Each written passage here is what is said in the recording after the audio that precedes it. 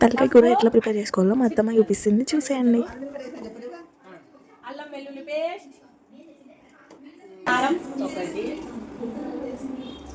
2 3 4 5 table spoon కారం, తగినంత ఉప్పు,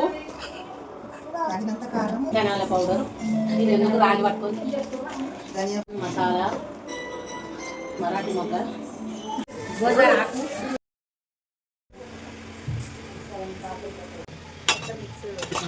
మొత్తం మిక్సీ చేయాలి.